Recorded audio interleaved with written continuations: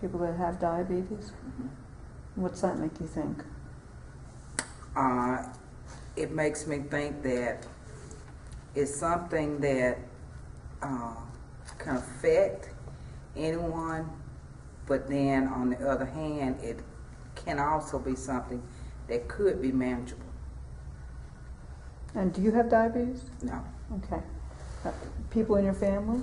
My mom was type 2 diabetic and diagnosed with it at, as they call late life, I guess, because she was over 50 when she was diagnosed with it. But at 67, she was dead. I'm sorry. Anybody else in the family? That's diabetic, not that I know of. Not that I know of, but I have friends that are diabetic. Well, in the kind of work that you do, you probably see lots of people in the community. You seem to know everyone that came in today, so and we had several folks that has diabetes. So you some I wasn't even aware of. Really? Yeah. So if you, one of the things that's always interesting to me is that when people have cancer, everybody gets caring and supportive and concerned. But often when people have diabetes, they're, oh. Well, with cancer, probably people know about it more. Because once you start chemo, your hair falls out and this type of thing. People know about it. But with diabetes, sometimes even a person that has it doesn't know it until they go for something else. One of my coworkers is that way. She went for a surgery and she said borderline. And Vincent and I say you're either diabetic or you're not. Kind of like pregnant, you're not a little bit pregnant. You either are or you're not. So finally the other day I heard her telling somebody that she was she learned she was diabetic prior to her last surgery that she had. And she has a spot on her leg that concerns me because it has not healed the way that, a normal person would heal. Well, the research says that people often have the disease 5 or 6 years before they get diagnosed. And often it's the complications that bring them to the doctor. So there seems to be a great need to get the word out, to really be able to tell people. But it seems that even though people know it's in their family, they don't seem to understand what causes it, what causes diabetes. Do you have any ideas or thoughts about that? I would agree with that they may not necessarily know the causes. And some people, believe it or not, do not know their family medical history. Some of them do not know that mom had that toe removed because of the effects of diabetes. She just had poor circulation. Mom was a diabetic too. They just didn't realize and weren't listening, or either that parent didn't tell them the whole medical picture. Sometimes parents do that. Yeah, exactly. And I think years ago people were a little different too in what they talked about. People were more private about some things, so may not have told the whole story as well. What do you think are the risk factors that are things that we could do something about for diabetes? Weight. I know after my mom was diagnosed with diabetes, my mother was not a person that exercised or anything. She had 12 kids, so she got plenty of exercise. But by the time she was diagnosed, the majority of us were adults. So she began walking, and she would stick to her types of food. Now she was adamant about that. You know, some people say, I'm not supposed to eat this, but I am. She ate what she was supposed to eat, and that type of thing. But I truly believe that had she not been diabetic, that she wouldn't have laid down and taken a nap and not woken up. You know, it's just that domino effect, one thing to another, and that type of thing. Yeah. 12 of you? That's a big family. It is. Where do you fit, in the middle, or? I'm the middle. You're the middle child? What was it like growing up in such a big family? It was interesting. It was interesting because they were like 3 girls, a boy, 3 girls, 2 boys, 3 girls. And so we grew up, I grew up in Southwest Mississippi, which was real rural, you know. That's why I could make the transition to Kemper County, because I grew up in a rural place. And, you know, we grew our vegetables and everything, and we had fun. You really didn't have to worry about who your best friend was going to be, because your best friend slept in the room with you, you know. So it was interesting. It's very different from today, isn't it? Where people are having 1 or 2 children. Exactly. So like when it's 11 of us that are living, and so when we get together, I know when my mom passed and the funeral was this, my niece's husband was like, "It's more y'all in the family than in my whole church."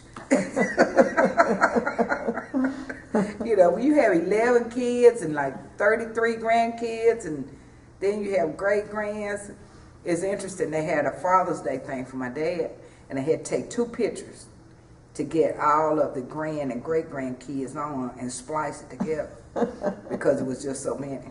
That's amazing. Yeah. That's amazing. And do you all have a family reunion, or?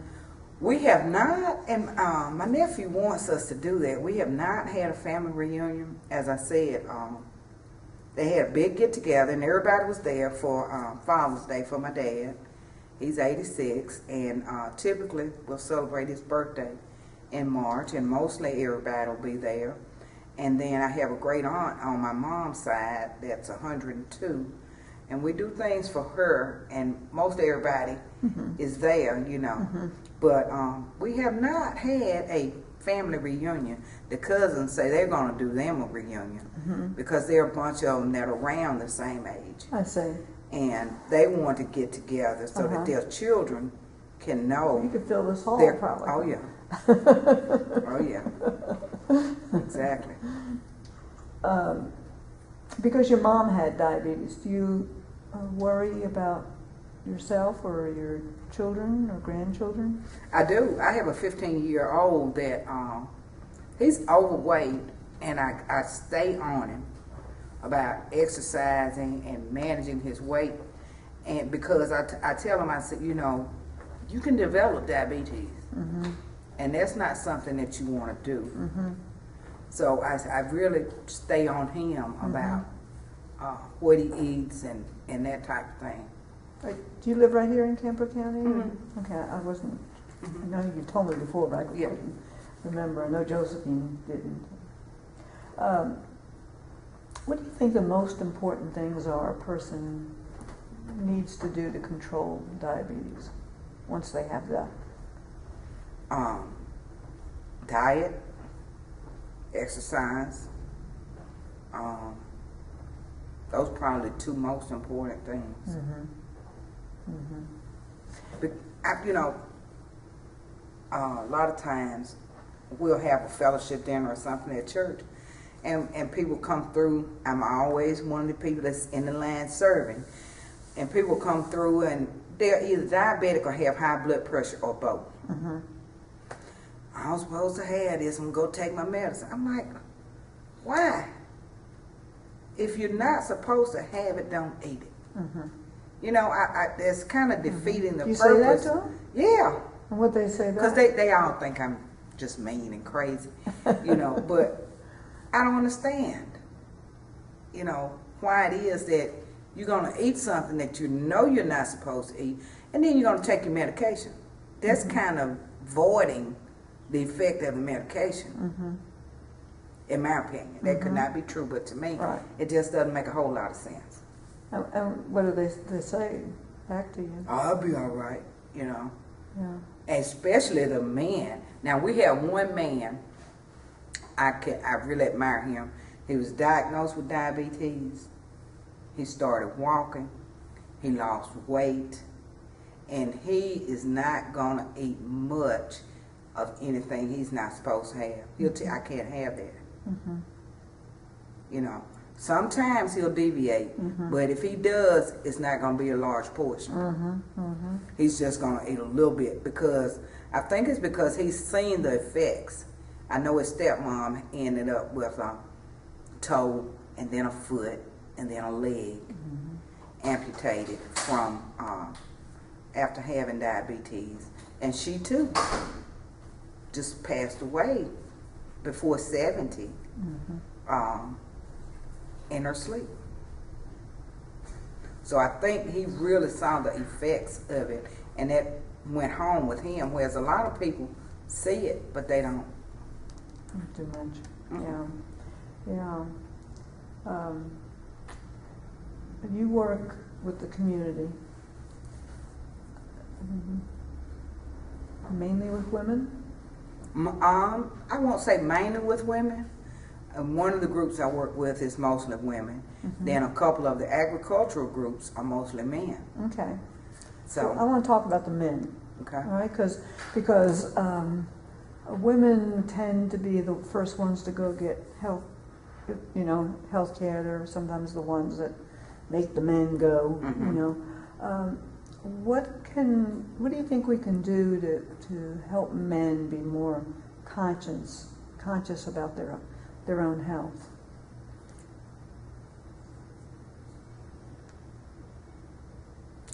Consciousness and diagnosis is two different things. Or action. Yeah, action, two different things. Sometimes they know that they need to go and get checked for various issues, but they won't. My coworker, again, this morning, her husband got up and she said he fell back on the bed because something was happening with his feet. And she's at the emergency room with him now. And the doctor's saying he suspects it's gout. Well, I'm like, don't leave from down there with a suspicion. Leave from, when you leave, have a confirmation. And then now he doesn't want to stay. Well, what difference does it make if you stay a day or two? You want to know what's wrong. I would. And typically your body lets you know. You know your body better than anybody else. 4 years ago, I was diagnosed with Hodgkin's lymphoma. And I had noticed this bulge in my neck. It's like, this hadn't been there, you know. So as I said, I prayed and waited and waited and prayed, and it was still there. So when I went for my physical, I told my OBGYN that I said, it's something going on in my neck. And he's like, what? He'd been feeling up around there once he did the breast exam and everything. He didn't feel anything. So I said, it's a certain way I can turn it and you don't feel it. But when I turn the other way, you can. So I pointed that out to him, and he said, there is something there. And there's a pulse behind it, you know. So he immediately sent me on for further testing. And it was Hodgkin, but other than that, there were no symptoms. And I knew that my neck hadn't looked like that. And, you know, I could have just ignored and said I'm getting fat or whatever.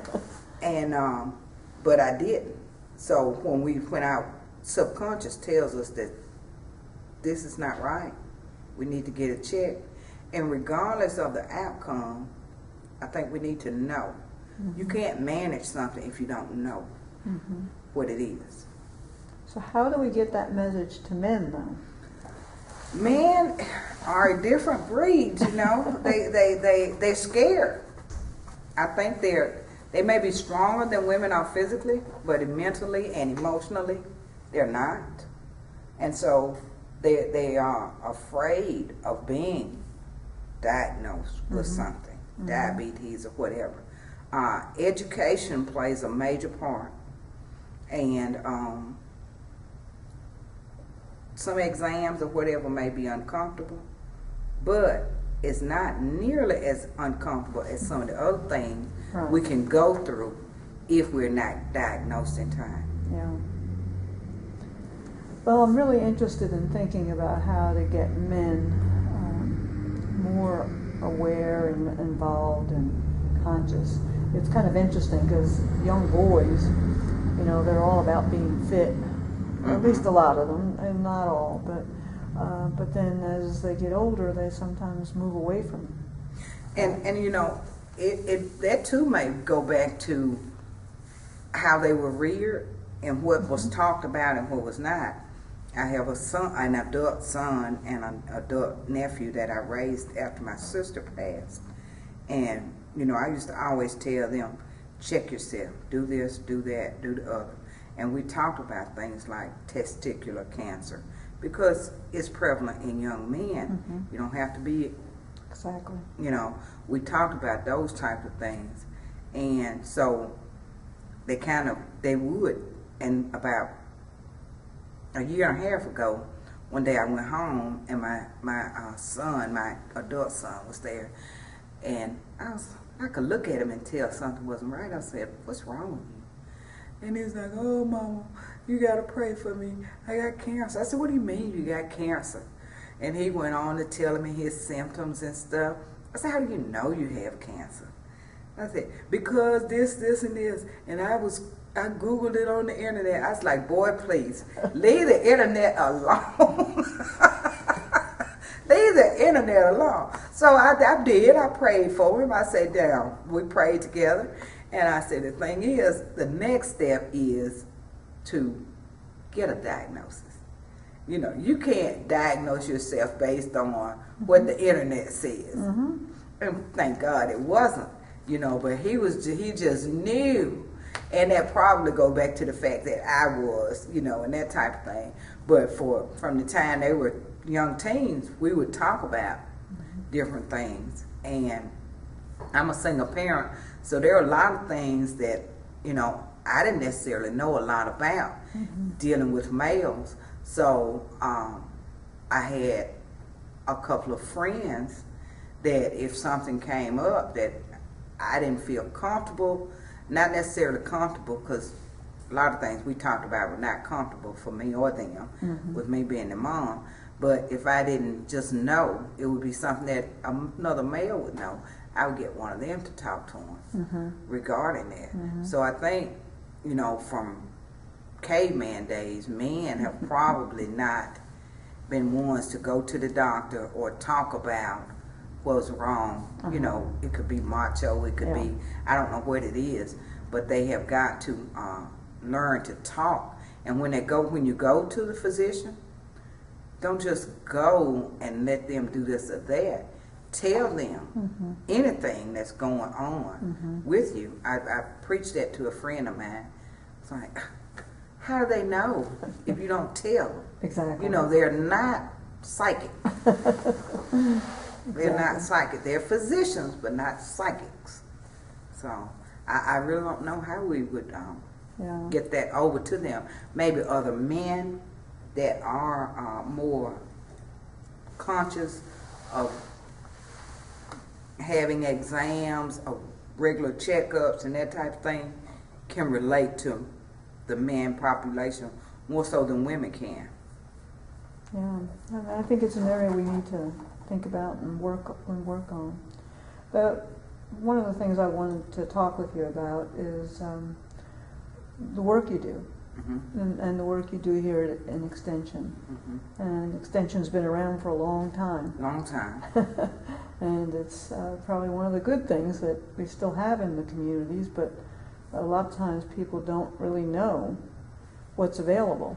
Exactly. So when you think about what's involved with the risks for diabetes and the health concerns, what are the kinds of things that you offer here at Extension that could be useful for individuals and useful for groups or the community as a whole?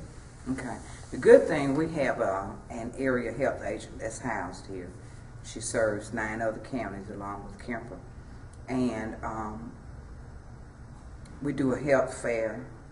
I'll get her to do programs with the homemaker clubs regarding know your numbers and that type of thing.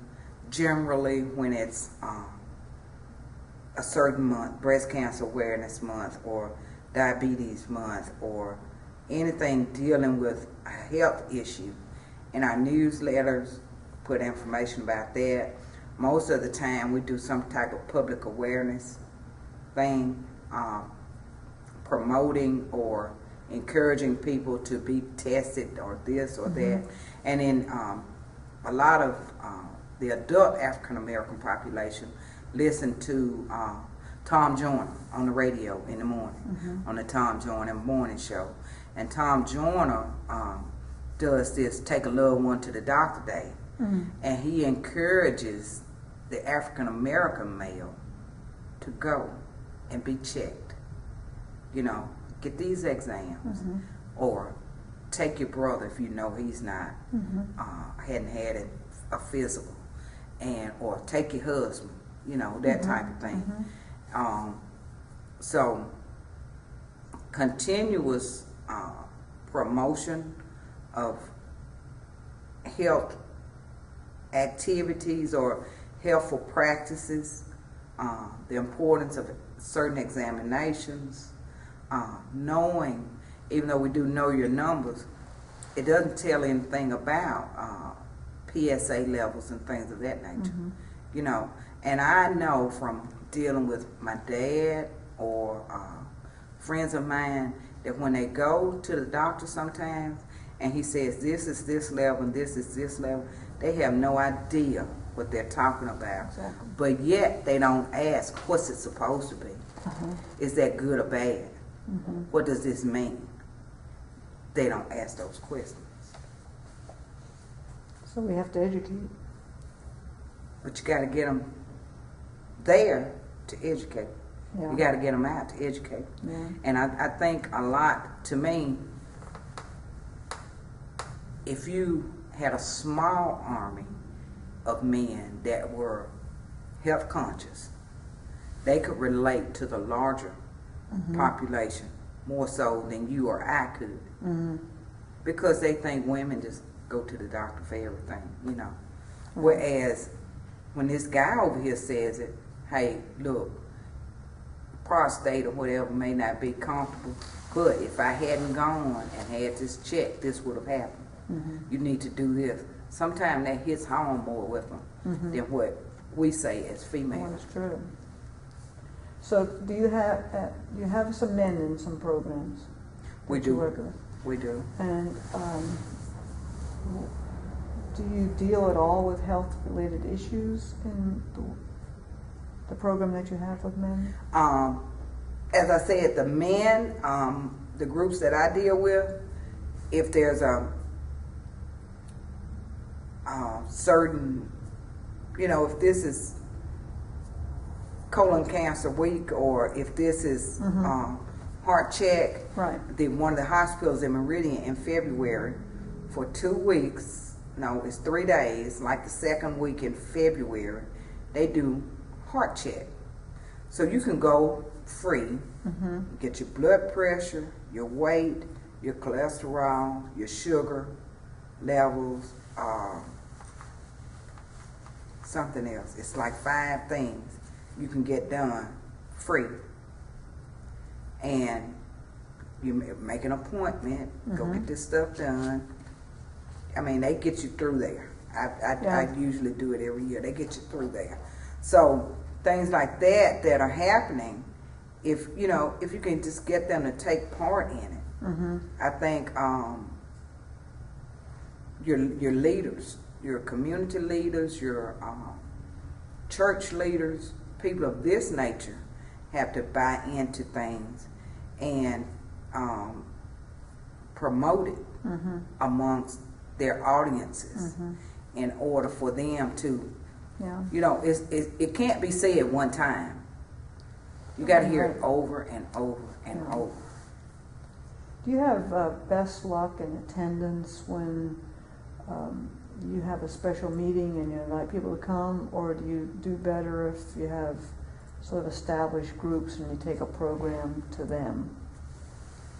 Most of the time, established groups is better. Most of the time, because Go ahead. there's that audience that's there, and they know what they're looking for, whatever. Tuesday, we had our monthly homemaker council meeting. We do it every first Tuesday in every month. Sometimes we have a workshop following, sometimes we don't. We have other activities. Well, this month, the month of July, we were supposed to have a canning workshop.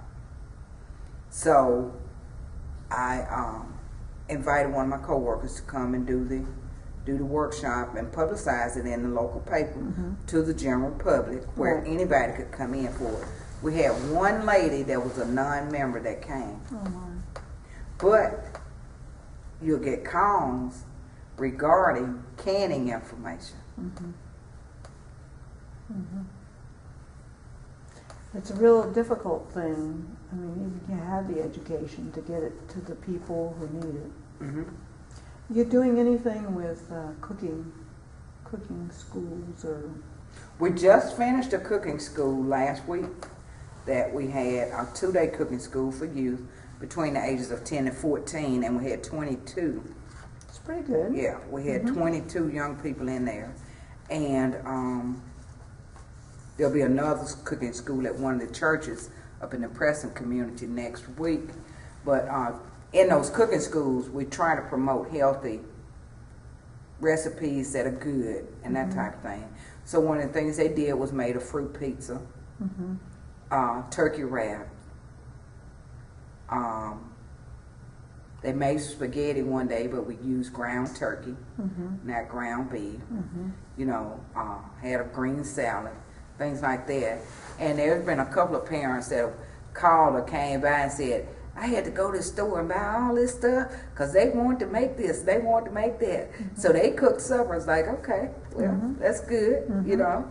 So we don't do an adult cooking school. Okay, just a child. Just youth. Yeah, and that's money to do the programs. Problem.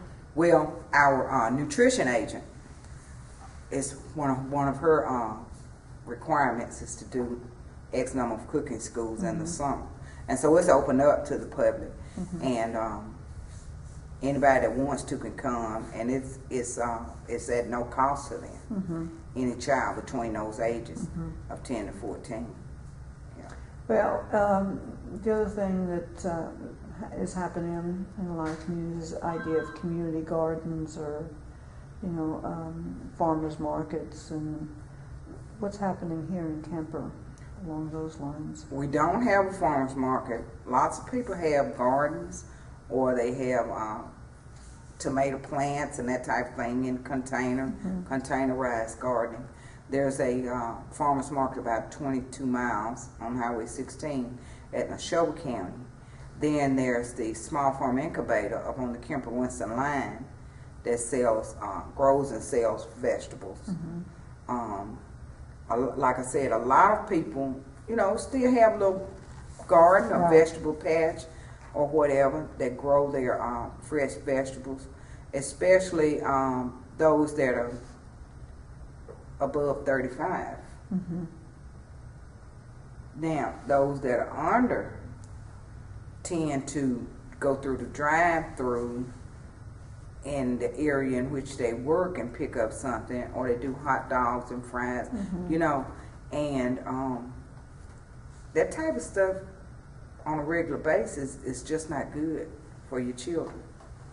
I know my son, my 15-year-old, was visiting my sister the other summer, and he told her he was ready for breakfast, and she was like, "There's some cereal in there." He said, "My mom don't fix no cereal." She was like, "I'm not your mama." He said, "My mama don't fix no cereal." So she said, "I'm not your mama, honey. So you can have cereal, but you know, we're in a fast society, fast paced, and we want everything instantaneously. So that contributes some to it, and that, to me, that also attributes to the level of obesity and the incidence of things like diabetes, high blood pressure. You know, we have kids in high school that are on medications that people 50 years older than them should be taking. You know, they're in high school and they have bad stomachs and they have high blood pressure, you know, and this type of thing. Time to do something. In my opinion. Right, so the last thing I wanted to ask you about is been talking to a lot of folks, and they're saying things about the potential roles of churches, local churches, in making some changes. So my question for you is there a way that you might see Extension being able to partner in some efforts to work with local churches in health promoting kinds of programs? Not being the only one, but you got to find a way to get those leaders out. Letters to the churches doesn't work. You know, I don't know, a lot of the African American churches have announcements each Sunday, and they just go, and I'm like, if you heard the sermon the same way you heard those announcements, you in bad shape, because you didn't get a thing out of it. You know, but, you know, in both communities, we don't always read things, because you can put on that door, close, be back at a certain time. I notice it all the time, and people come up and pull on the door, you know. The sign said closed. Why are you pulling on the door? So if you can get those leaders, maybe through various ministerial alliances or something, the leader have to have an interest in health and the health of their congregation. definitely. We have tried to move away from, each time we have a meal, from having something fried. We've tried to move away from that. I know later this month we're hosting a conference, and on the menu we don't have any fried chicken. It's baked or grilled. Well, you have to set the example. Yeah, I mean, if that's all you have and you're hungry, you'll eat it. That's right. You'll eat it. Exactly right. So, I think the leaders have to be interested in the health of their congregation. And if they're interested in their health as well as the health of their flock, then they will promote them coming to things, or they will host health fairs. You know, if 2 or 3 churches got together and had a men's health day, and those pastors really promoted it to those men, they came and they told those men to come on, we're going, you know. I don't think that on an individual basis it will work. In Kemper County, it's a bunch of churches. There are a bunch of churches. You've probably seen one on every other corner. Pretty much. If not every corner. So there are lots of churches. So, you know, if we could get beyond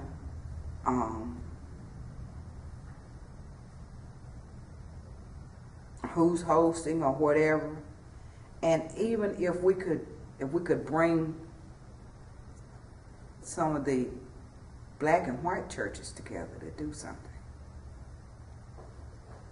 See that as a possibility?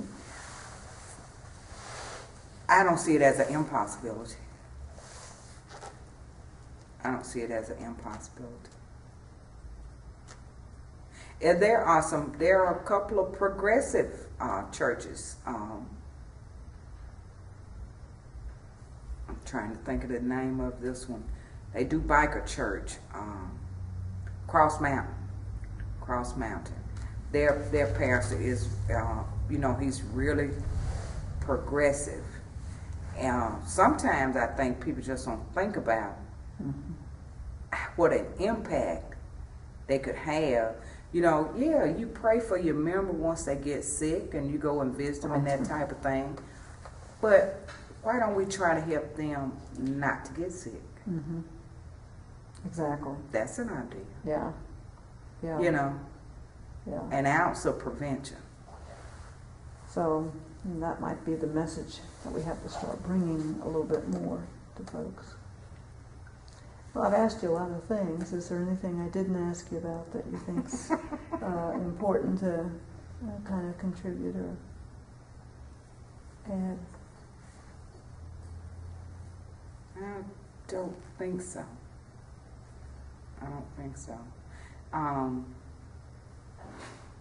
Getting people involved and having that felt need, it's nothing unique to Kemper County or rural Appalachia or anywhere like that.